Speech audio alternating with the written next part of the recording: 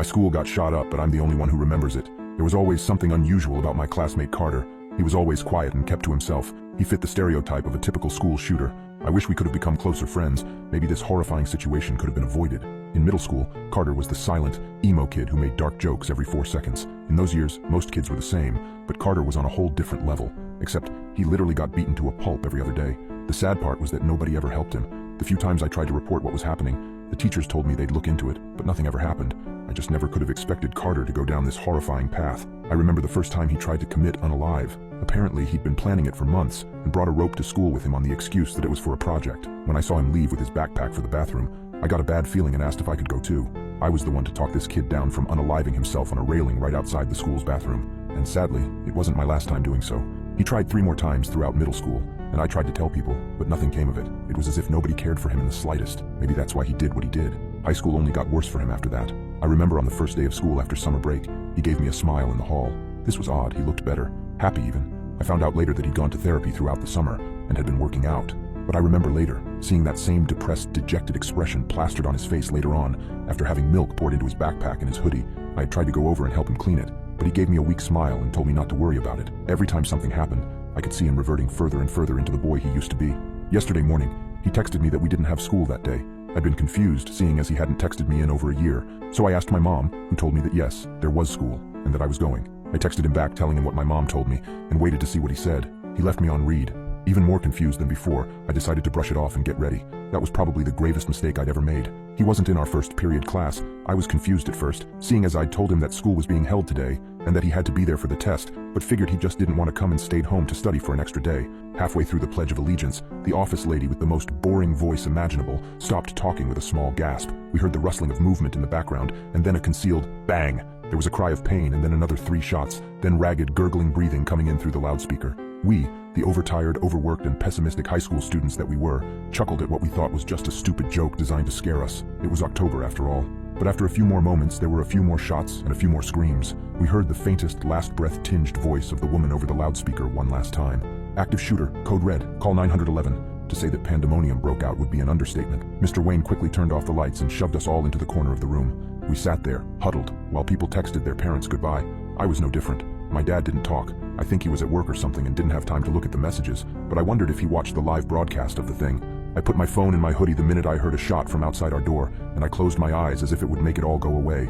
Girls were crying beside me, and the other guys in my class were freaking out. But the moment I heard the door to the classroom beside us being kicked in and the screams of students cut off by gunshots, an eerie calm washed over me, and I stood up, pushing the desks to blockade the door. A couple of other guys and our teacher caught on and helped me out, retreating back to our spot when we finished. The footsteps thumped nearer to our door with each slow, agonizing second.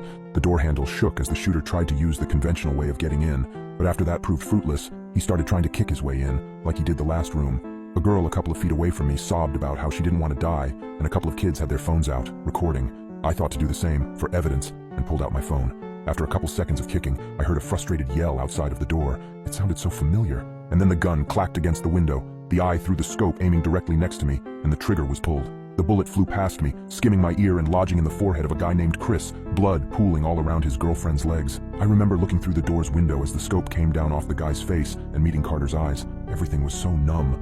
I couldn't even feel the blood in my ear. His expression darkened when he saw me, and he took one more shot, one that would hit the girl sitting next to me. Then he ran to the next classroom. I was frozen. I didn't know how to move, and yet my camera stayed in place, having caught every single moment of the boy's death in his girlfriend's arms, and all of my utter fear the moment I saw Carter. Later, as we were being led outside by the SWAT teams, I took a look around, peering into the classrooms out of sheer morbid curiosity. I regretted looking. It was an absolute massacre. Teachers, students, dead in a place where they should be safe. My parents stood outside, holding each other and looking desperately, tearfully for me, their son, to come out, dead or alive, seeing that look of pure relief on their faces the moment they saw me. Afterwards, I got asked questions by the cops. "What do you recall?" they asked. I gave them my video. They then asked, "Did you know the shooter?" I told them, yes, it was Carter Levi. That night was spent mostly at the police station, but my parents got me out of there in time for them to take me home and make me dinner. I couldn't eat it. The metallic smell of blood and sweat, and the primal fear still lingered in my nose and on my skin and in my mind, so I told them that I wasn't hungry and that I needed to shower. The news said that there were 32 casualties. They detained Carter and had him in custody. He would be awaiting trial for a little while at least. After eating a meager dinner of half a piece of fish and water, I said I wanted to go to bed at around 11 o'clock. Seeing as I was one to stay up for as late as I humanly could, my parents were concerned, but put it up to the shock. I went to bed with tears in my eyes and fell into a fitful sleep, plagued with dreams of death. The next morning is where things get odd. Well, odder. The next morning, my alarm went off as usual. I went to silence it as there definitely wouldn't be school today with everything that had happened and rolled over. But then my mom came in. She told me, "Lucas, you're going to be late for school. Get up." I looked up at her with confusion. I wondered why she was making me get up, and wondered for a moment if everything was just a bad dream. But then I brushed my hand across my ear and winced, looking down at my raw palms. Nope, definitely not a dream. Not wanting to look weird though, I got up and got dressed as normal. I couldn't shake the feeling though that I just couldn't be at school. I couldn't be there. The blood that stained the walls, the corpses had to still be here. It was a crime scene. But even so, my mom drove me to school and dropped me off, kissing me on the cheek like everything was normal. I walked slowly into Mr. Wayne's classroom, looking around fearfully. Kids were sitting down working on whatever was on the board, and it looked like a full house of students except for one. The guy who'd been killed yesterday, Chris, wasn't there. It's not like he had an empty seat, but more so that he didn't have a seat at all. I saw Carter sitting at his usual desk right next to me, and he looked up, his eyes full of knowing. I hoped he didn't know I knew too.